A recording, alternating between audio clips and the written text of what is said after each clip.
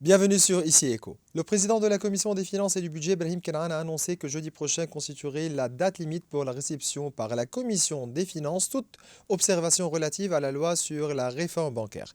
Il a indiqué avoir demandé au gouvernement et à la Banque du Liban de transmettre la version sur laquelle ils se sont accordés lors de leur réunion concernant les dispositions litigieuses de la loi sur la réforme bancaire ainsi que la position du FMI à leur sujet. La commission des finances s'est réunie la semaine passée sous la présidence de Kenaan en présence du ministre des Finances Yassine Jaber, du ministre de la Justice Saad El Nassar et du ministre de l'économie Amer Ebsat et du gouverneur de la Banque du Liban Karim Saïd.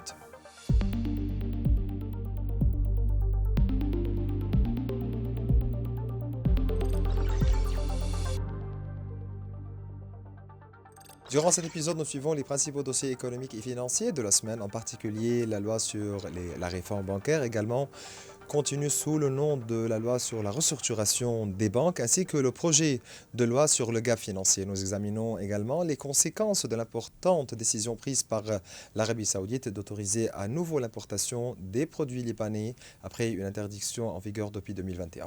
Nous abordons ces dossiers avec l'économiste en chef du groupe Banque Biblos, le docteur Nassib Robril. Toujours un plaisir, docteur Robril, de vous recevoir. Merci à vous. Donc voilà, au début de notre discussion, nous allons aborder le dossier de la loi sur la réforme bancaire. La loi sur la restructuration des banques a été adoptée le 14 août 2025. Elle a été examinée pendant 3 mois par la Commission des finances et du budget dans le cadre d'une étude approfondie menée avec le FMI en tenant compte de toutes les observations qu'il avait formulées ainsi qu'avec la Banque du Liban et le ministère des Finances qui divergeaient sur certaines dispositions. Une formulation acceptée par toutes les parties a finalement été trouvée. Elle répond à 90% des exigences du FMI et à 100% des demandes de la Banque du Liban et du gouvernement. Après l'adoption de la loi le 14 août 2025, plusieurs députés ont introduit un recours devant le Conseil constitutionnel qui a annulé certaines dispositions tout en confirmant la loi sur la réforme du secteur bancaire au Liban. Par la suite, le FMI a de nouveau demandé des amendements à la nouvelle loi. Le gouvernement les a alors transmis au Parlement et à la fin de l'année 2025 et au début de l'année 2026. Pour commencer et de manière générale, comment évaluez-vous tous ces allers-retours concernant la loi sur la réforme bancaire? Euh, Comme vous l'avez dit, la loi a été votée par le Parlement l'année passée, depuis à peu près un an. Et automatiquement, après ce vote, le Fonds monétaire international a considéré qu'il faut ajouter des modifications à cette loi. Il a soumis au gouvernement ces modifications. Et le gouvernement, dont l'une de ses priorités depuis sa formation est de signer un accord de financement et de réforme avec le Fonds monétaire international, a accepté d'inclure ces réformes-là. Donc, il y a eu un va-et-vient entre le gouvernement, entre le Parlement et le Fonds monétaire, entre la Banque du Liban et le Parlement et le gouvernement. L'un des points principaux, c'était l'indépendance de la Banque centrale dans la restructuration du secteur. Je crois que maintenant, tout le monde est sur la même page. Et finalement, cette loi ne va pas être mise en application même avec toutes ces modifications et ces changements et les recommandations du Fonds monétaire international avant que la loi sur la restitution des dépôts ne soit votée par le Parlement. Et cette loi aussi, quand le Fonds monétaire a évalué le texte du projet de loi, il a soumis une liste de recommandations, de modifications pour cette loi. Donc, on n'est pas là encore. On n'est pas là à inclure la commission de finances et du budget au Parlement, n'a même pas commencé à étudier le projet de loi sur la restitution des dépôts. Vous insistez toujours sur la formulation de cette loi en disant que c'est une loi relative à la restitution des dépôts et non le gap financier comme Mais certainement, quand on utilise le terme de gap financier, ça veut dire on essaie d'éloigner les responsabilités, d'ignorer ceux qui sont responsables de la crise, les racines, les vraies racines de la crise. C'est d'être comme perte aussi. Oui, exactement, exactement. Et il y a un point très important, c'est les changements, les modifications que le Fonds monétaire international a suggérées pour le projet de loi. L'un des points les plus importants, c'est que les banques commerciales doivent considérer leur placement à la Banque du Liban comme des pertes totales. Comme des pertes totales. Ah. Ça, c'est le premier pas. Hum, hum, Le premier pas, c'est pour les banques de considérer sur leur bilan hum. leur placement à la Et Banque du non pas des Liban dettes commerciales. comme des pertes totales. Non, hum. contrairement à l'article 13 du Vous Code insistez de monnaie toujours et du sur cela. crédit. Ça, Oui. c'est clair aussi. Actuellement, 28 amendements à la formulation de la loi sont à l'étude par rapport à sa première version. Que souhaite exactement le FMI alors qu'il considérait auparavant que la première version répondait à 90% de ses exigences? Ce sont des détails techniques. Hum, Je crois que le point important, c'est l'indépendance de la Banque du Liban. hum, Ça, c'est, je hum, crois, le point le plus hum, important. Les autres recommandations, ce sont hum, des changements très hum. techniques. Vous voulez mentionner ici les articles 3 et 13 donc, de cette loi en ce qui concerne l'indépendance et en ce qui concerne la haute autorité bancaire et le Conseil central de la Banque Oui, centrale. exactement. Mhm, Exactement. mhm, mhm, C'est ça le point le plus important. Je mhm. crois que c'est le point le plus Quelle est important. l'importance de conserver cette indépendance? Dans tous les cas, c'est la Banque centrale qui est la seule autorité autorisée à superviser le secteur bancaire et à Mhm, maintenir la stabilité et la solvabilité du secteur bancaire. Donc, quand on veut faire une restructuration du secteur, c'est cette autorité qui doit avoir un pouvoir total mhm, pour la restructurer, certainement selon les lois mhm, qui existent. mhm, Mais on ne peut pas revenir à la période où mhm, les gouvernements successifs imposaient à la Banque du Liban de s'endetter. mhm, Et le gouverneur de la Banque du Liban l'a mentionné depuis 2 semaines dans son discours. Il a dit très clairement que la source de la crise n'est pas le secteur privé, Ah, c'est ça. c'est le secteur public, c'est l'endettement permanent, Nous allons en parler à sans prendre en propos. considération les risques Mhm, qui résultent de cet mhm. endettement Nous continu. allons parler de cette crise systématique, mais la Banque du Liban a des observations sur la nouvelle version, estimant qu'elle porte atteinte à son indépendance et qu'il existe un chevauchement de compétences entre la haute autorité bancaire et le Conseil central dans les articles 3 et 13. Mais une réunion s'est tenue au Grand Sérail entre le ministre des Finances et le gouverneur de la Banque du Liban. Ils se sont accordés sur une nouvelle formulation, donc voilà, selon les sources, en ce qui concerne les articles 3 et 13. Mais il faut attendre aussi le point de vue et si le FMI va approuver cette approche. Je crois que c'est dans l'intérêt de toutes les parties de se mettre d'accord Mm, sur les amendements et les changements de mm, cette loi, parce que je répète, elle ne peut pas être mise en application avant que le Parlement ne vote la loi sur la restitution des dépôts. mhm, Et mhm, aussi, le gouverneur l'a dit dans son discours que le débat sur cette loi va prendre du temps, va être houleux. mhm. Et donc, ça va être un défi beaucoup plus important que celui Mhm, d'inclure les modifications dans la loi de la restructuration du secteur. mhm. Euh, Aussi, le FMI a demandé de passer outre à la décision du Conseil constitutionnel concernant le droit des banques à saisir la justice, tandis que le président de la Commission des finances et du budget, Ibrahim Karan, considère cela impossible. Votre commentaire? Euh, Ce droit de recours? pour moi, c'est logique que les banques aient un droit de recours Mhm. parce qu'une décision ne peut pas être finale dans tous les Certainement. cas. On peut se défendre. Oui, on peut se défendre Et- sans perdre trop de temps. On a Mhm, déjà perdu beaucoup de temps mhm, depuis le début de la crise. Ça fait à peu près 7 ans que la crise a éclaté. Mais euh, ce sont des choses techniques que je crois mhm, que les partis qui sont en train de mhm, discuter ces points-là vont se mettre d'accord finalement. Parce que mhm, c'est dans l'intérêt de tout le monde d'avoir une loi claire mhm, et finalisée le plus tôt possible. mhm. Un État qui souhaite gagner la confiance dans son système financier, bancaire et monétaire doit disposer d'une certaine stabilité législative.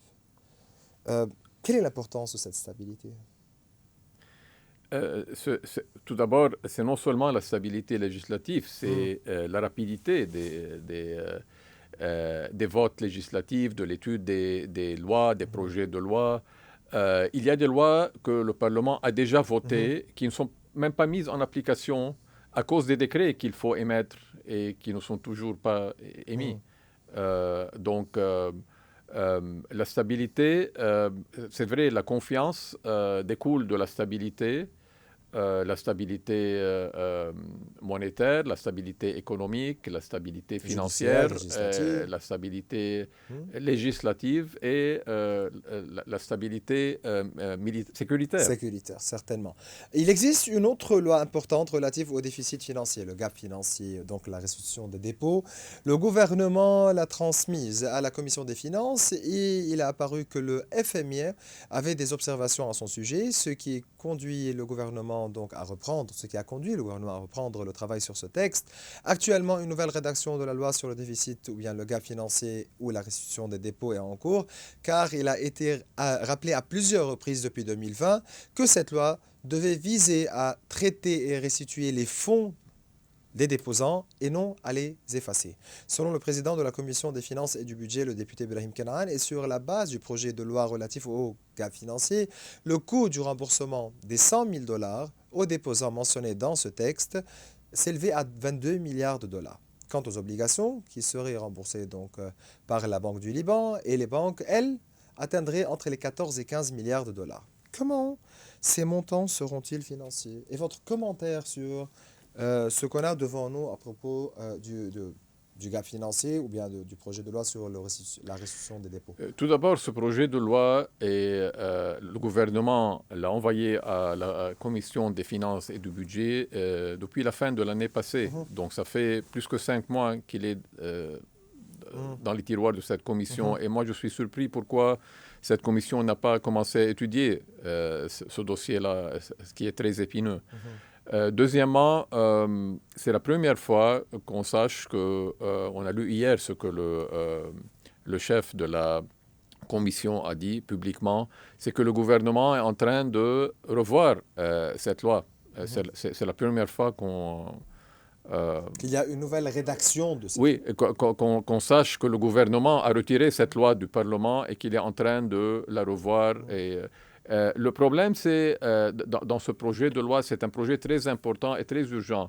Le problème, c'est qu'il n'y a pas eu, quand le gouvernement était en train de le préparer, et il n'y a pas eu une simulation pour voir combien la restitution de 100 000 dollars sur 4 ans va coûter aux banques et à la Banque du Liban, parce que l'État ne veut pas être inclus dans cette... Combien et comment?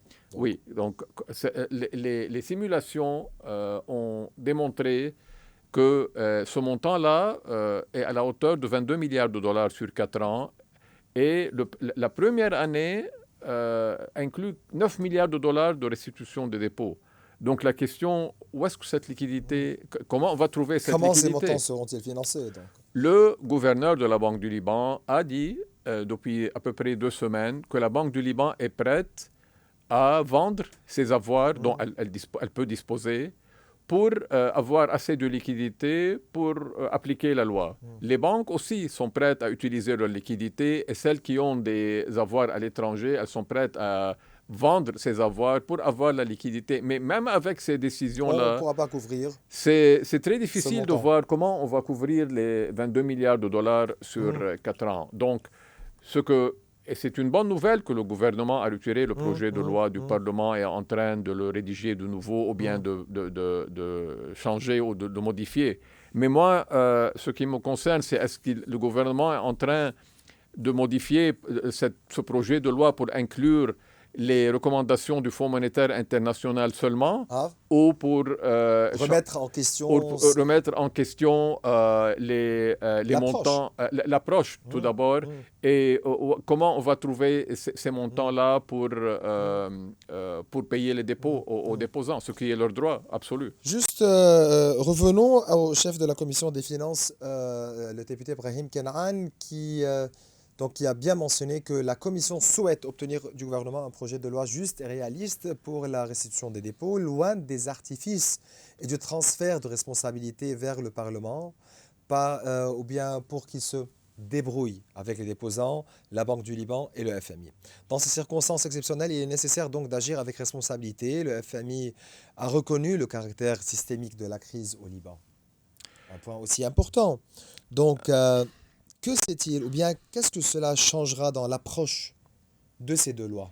Pour moi, ce n'est pas la question que le Fonds monétaire admette que c'est une crise systémique. C'était un rapport de recherche que un groupe d'économistes à la Banque du Liban ont préparé sur les crises bancaires à travers le monde depuis 1970 et ils ont inclus le Liban parmi les pays qui ont subi une crise systémique. Le problème, ce n'est pas dans la phraséologie. Le problème, c'est dans l'application et dans le fait que je retourne à la question de la confiance. On ne peut pas restaurer la confiance sans que l'État assume une partie importante de la responsabilité. Ça ne veut pas dire que les banques ne doivent pas assumer leur partie de responsabilité ou la Banque du Liban. Mais l'État ne peut pas agir, avec tous mes respects, comme s'il était dans une université dans la Nouvelle-Zélande en octobre 2019 et il a écouté à la radio qu'il y avait une crise quelconque, mystérieuse, dans un pays lointain. Ce n'est pas comme ça qu'on restaure la confiance, que ce soit du secteur privé, que ce soit des ressortissants libanais, que ce soit de la diaspora, que ce soit des investisseurs, des sociétés multinationales ou des institutions financières mondiales. C'est quelque chose de très basique. On ne demande pas à l'État de trouver 81 milliards de dollars pendant 4 ans. On ne demande pas la même chose à la Banque du Liban ou aux banques commerciales. Mais c'est répartir la responsabilité. C'est une question morale. C'est une question morale avant d'être une question financière et matérielle. Parce que c'est comme ça qu'on va engendrer un choc positif. Donc, on ne peut pas se dérober des responsabilités. Ni l'État, ni la Banque du Liban, ni les banques commerciales ne peuvent se dérober de leurs responsabilités de trouver une solution à la crise qui satisfait les déposants et le secteur privé et qui contribue à la restauration de la confiance. Docteur Rubril, après la reconnaissance du caractère systémique de la crise, l'équation a changé. Pourquoi donc l'État doit-il revoir sa position sur cette question et reconnaître ses responsabilités, même après 7 ans de crise? Ce n'est pas un rapport économique du Fonds monétaire international qui va assurer que la crise est systémique. Nous savons que la crise est systémique. La Banque du Liban l'a affirmé. Depuis 7 ans, vous insistez sur cela. Oui, la Banque du Liban l'a affirmé très récemment. Quand la définition d'une crise systémique, c'est quand un secteur en entier s'effondre. Et ce n'est pas une ou deux banques qui s'effondrent. Et l'autre partie de la définition, c'est que l'effondrement est causé par des facteurs extérieurs à ce secteur-là. Et nous savons que l'endettement continu de l'État, la mauvaise gérance du secteur public, l'abus de pouvoir politique sont les causes principales de la crise ils ont engendré une crise de confiance qui a abouti à une crise de liquidité en devises. Qui a englouti le secteur bancaire et l'économie en entier. Donc tous les secteurs ont souffert, mais le secteur bancaire est le secteur le plus concerné en ce qui concerne la crise de liquidité et la crise de confiance. Vous mentionnez toujours l'augmentation des dépenses de 160% entre 2026 jusqu'à 2018. Entre 2006 et 2018. Oui. Aussi le recrutement de 31 000 personnes dans le secteur public. 2 années de vacances présidentielles, 11 mois pour former le gouvernement de Tamam Salam. Cela s'ajoute aussi aux 45 milliards de dollars, donc gaspillés sur le secteur de l'électricité. Si l'État avait assumé une partie des pertes dès le début de la crise, cela aurait-il créé un choc positif? Ce n'est pas assumer des pertes de façon technique. C'est beaucoup plus important d'admettre que le pouvoir politique, les gouvernements successifs ont contribué directement à la crise à travers l'abus du pouvoir politique, la mauvaise gérance du secteur public, le manque d'application de gouvernance et de transparence dans les institutions étatiques. C'est cette admission publique qui aura engendré un choc positif. Et puis les détails techniques et financiers, ça vient après.